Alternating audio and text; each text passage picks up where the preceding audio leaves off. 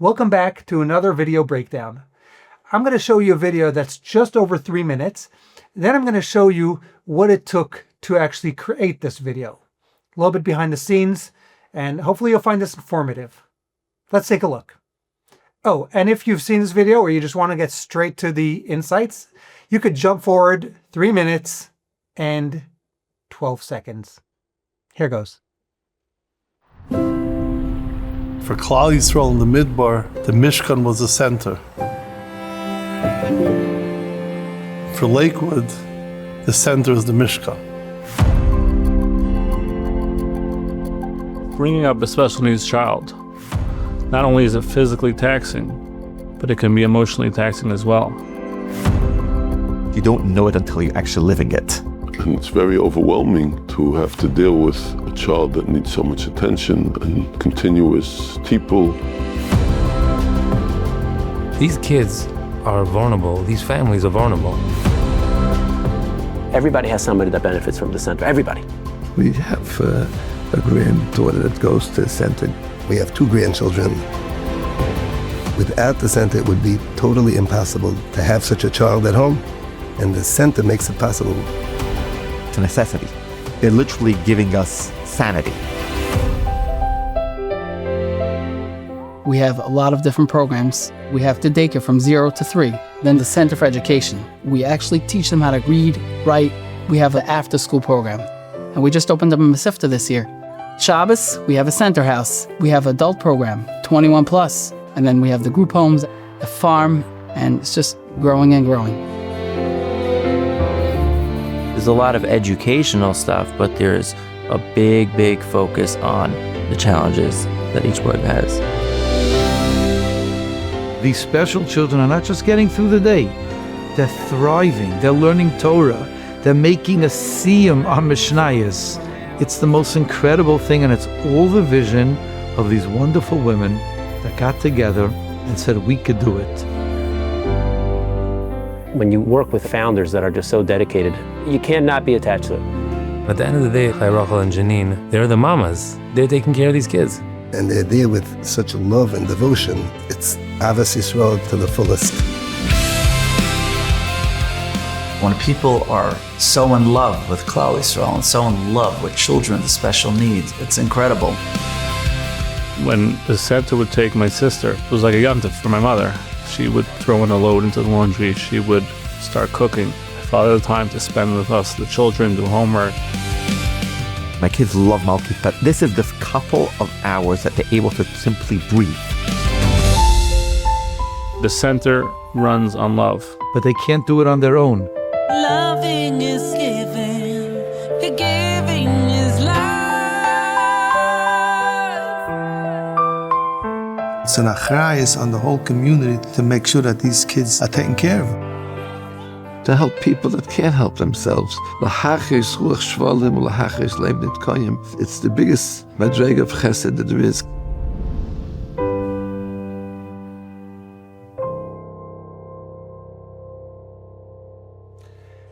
Now let's talk about what it took to actually create this video. The biggest challenge was showing an organization that was founded by 2 incredible women and is actually run 90% by women and girls. And we can't show women for this video because this was going to a very specific audience. It was going to the Lakewood audience, and they didn't want to show women in this video.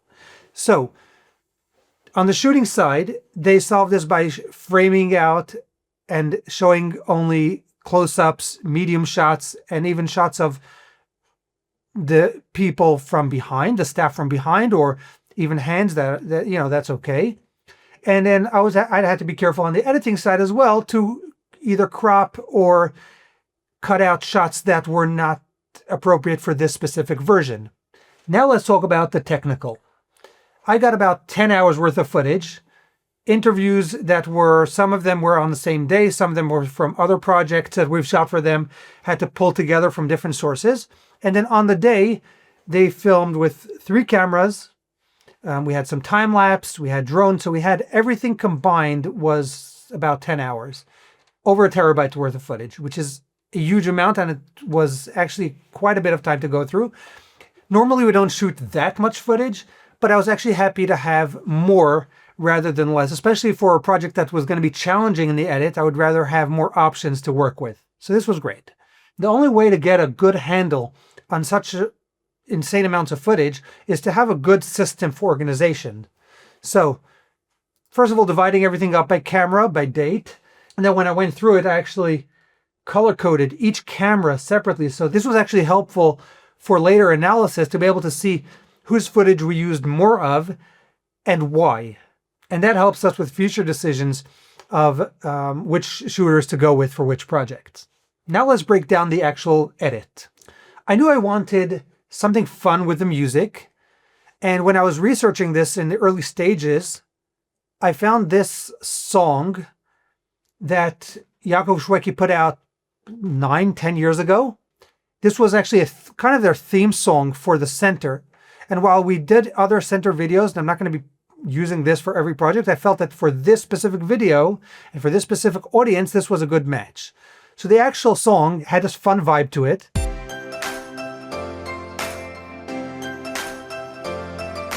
So first thing, I just pulled this audio, put it up into a song key and BPM finder. This way, I was able to identify in which key this was. I found this was a C major. And then when I was looking for tracks that went well with this, I looked for songs that were playing in C major, and I was able to kind of narrow down something that blended nicely for this. And therefore, for the intro that was a little bit more emotional, when I found this piece here, this actually went into the next one very nicely. For Klal Yisrael. And then you can hear at the very end over here where the transition point happens, it blends seamlessly. Sanity. I extracted the vocals, so I was able to then use that separately, and it created multiple versions of the song to give us a different feel for different sections, and it kind of builds and progresses. So it feels more cinematic, it feels more calming. It doesn't feel like it's just a background song. As for the choice of shots, in the very beginning we start off with a top down, and again the first few seconds are very important, and I'm always looking for something that's visually striking and something that's representative. So I'm usually going to include the organization's logo or the company's logo in the first few frames or first one or two shots. And for this one, we had this beautiful drone shot that Label filmed going from top down. I might have reversed this, but either way, this was a perfect way to kind of go through the logo, starting off with a little bit of a lower opacity so we can actually see this properly. And for Klal Yisrael in the midbar, we have our hook. Sometimes I'll try to have that hook for the first 5 seconds, 7 seconds. But because this is usually going for parlor meetings and going for a landing page, and people are going to be watching this in a different type of setting, they're not just scrolling on social media feeds, I can let this breathe a little bit more. Video editors, I usually find, don't let their stories breathe enough. So they can just space things out, let things breathe, and it'll feel less intense. Here I'm also leaning into the beats over here. In the midbar, the Mishkan was the center. And the music is doing a lot of the talking here. It has a very specific feel to it, and it has an emotional tinge that's kind of starting us off in a nice way. And then it slowly builds up from there. The other thing I'm doing a lot is playing with speed. Sometimes I'm going to have the beat of the song, of the music, of the background track that I'm using, driving the points where it's changing speeds. Like over here, for example, it slows down, starts off a few frames before the beat, and then it kind of slows down into that nice slow motion walk.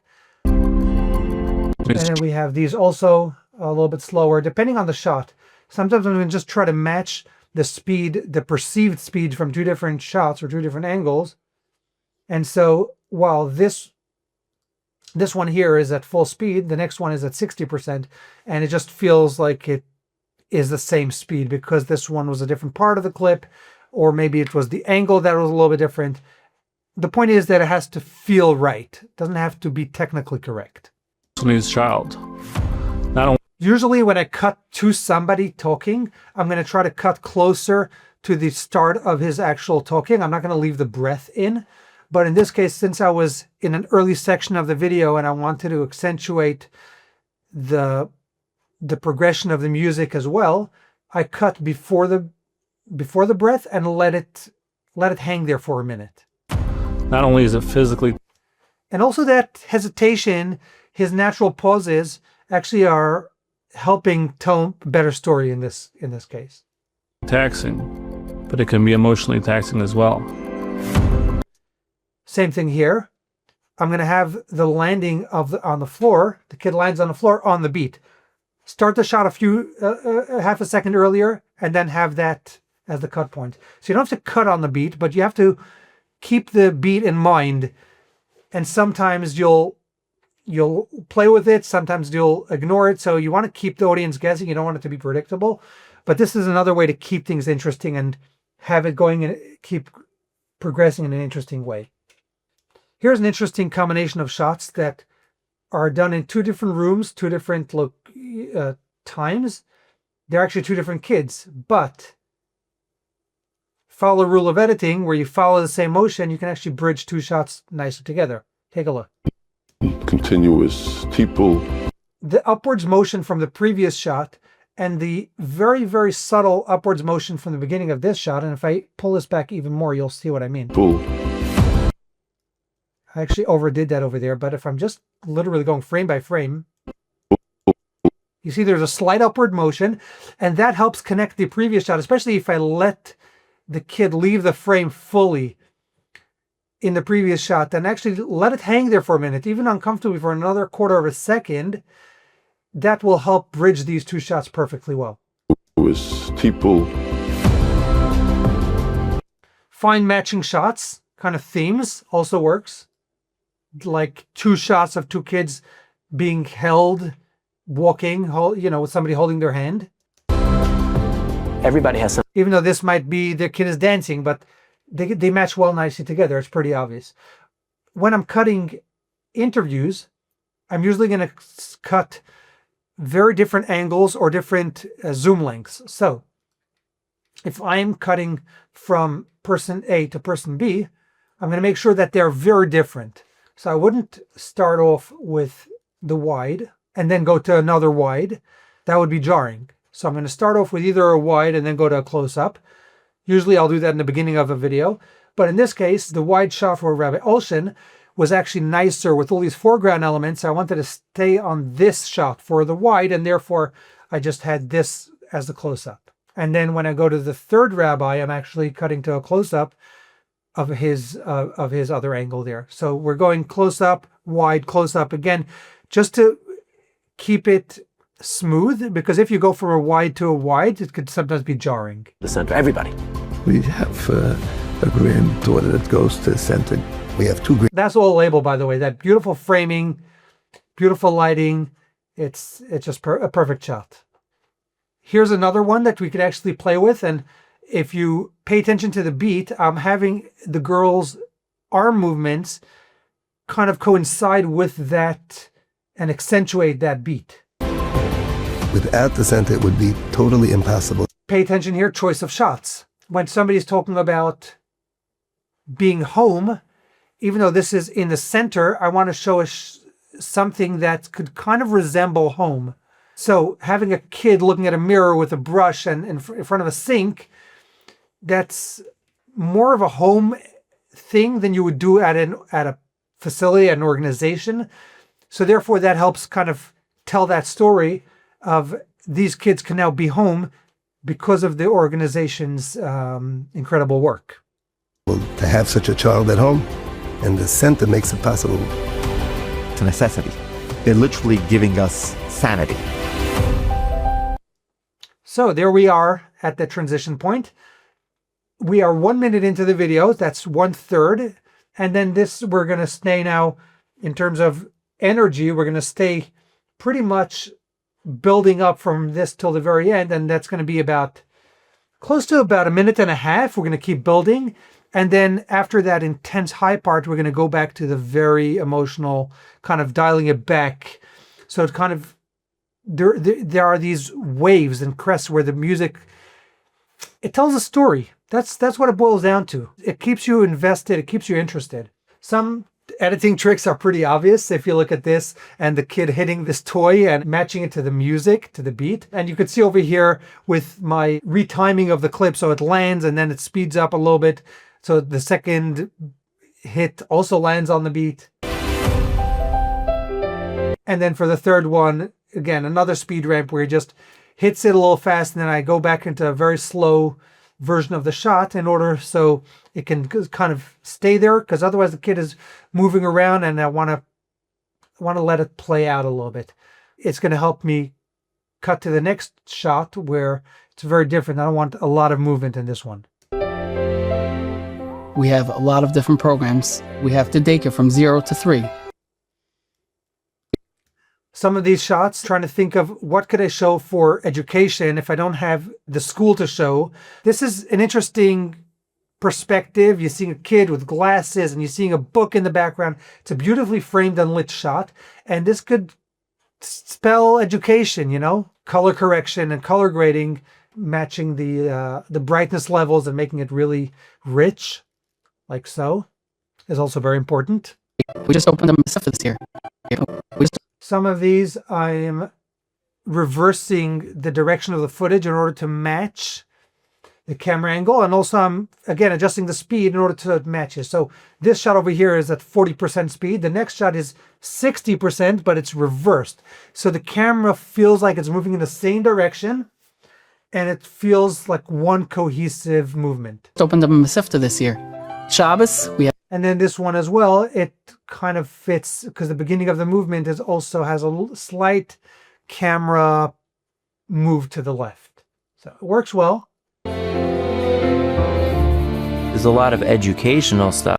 Again, you're looking for something that can allude to education. So you're seeing, again, a kid with a book. It works well. And then I'm going to cut to a close-up when I need to either cover a cut or I want to accentuate the emotion when he's talking about the challenges that each boy has. Now, if you look at the sequence of shots over here, learning Torah, they're making a Siyum. This was a lot of experimentation, trying to stabilize and seeing the, I actually punched in over here, if I'm not mistaken. I played with the keyframes over here, position and scale, in order to blend this with the previous and the next shots. And then focusing on the words, keep making sure it's centered.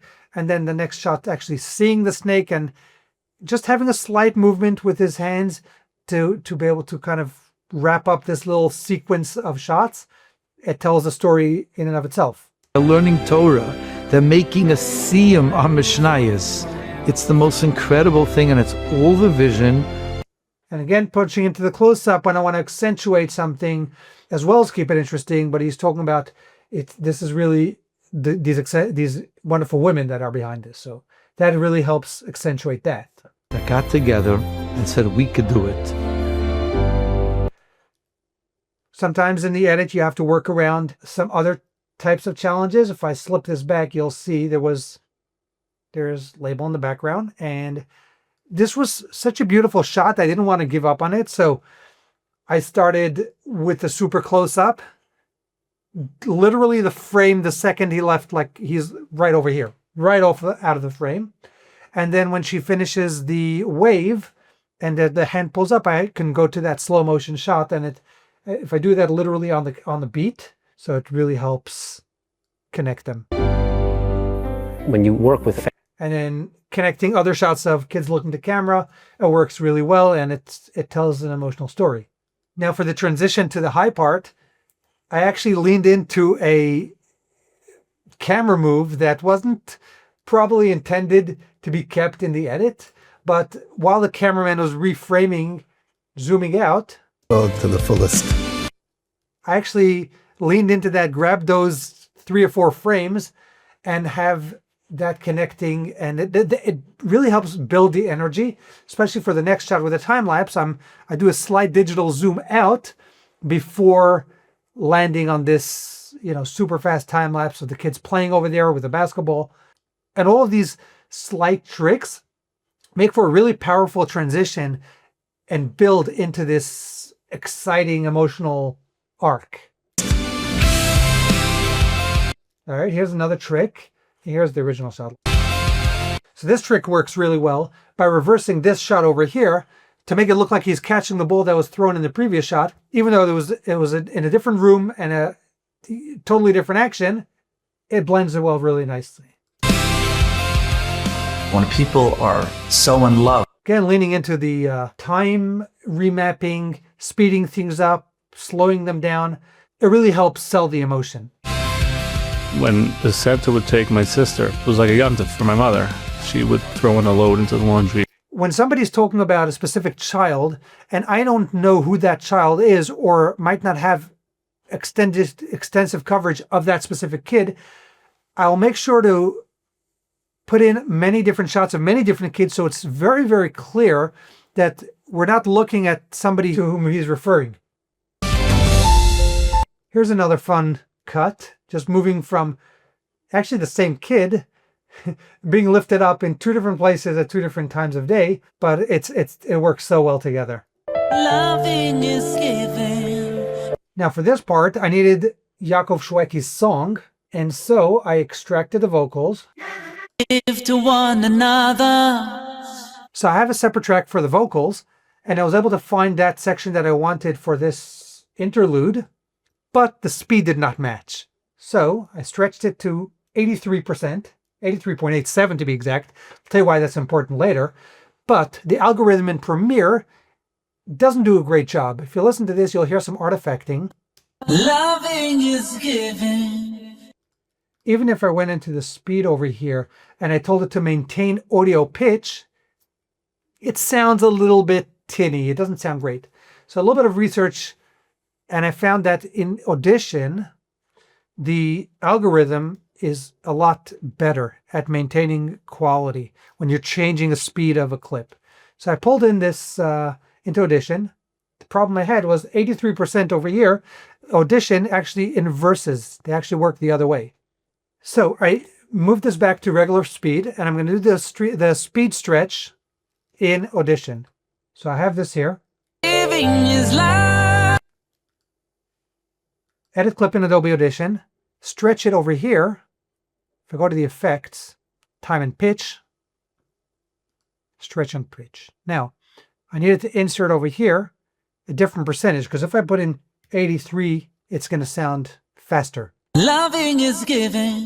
So a quick check on ChatGPT, and I'm able to figure out why this actually is, and the correct percentage, which is 119.23. So if I go in here, put that in, 119.23, and then I could just choose the isotope radius for the algorithm, high precision, and it sounds night and day. Much better. Did a few more editing tricks in Premiere to get it just perfect, and the end result sounds like this. Loving is giving. Giving is life.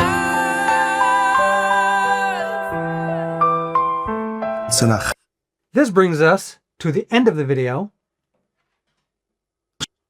And choosing emotional shots to close off the video. And I think a kid going to sleep is the best way to visually and metaphorically close off a video. It's the biggest madrega of chesed that there is. That brings us to the end of this video breakdown. Let me know what you think of this, and if you have any questions, feel free to reach out.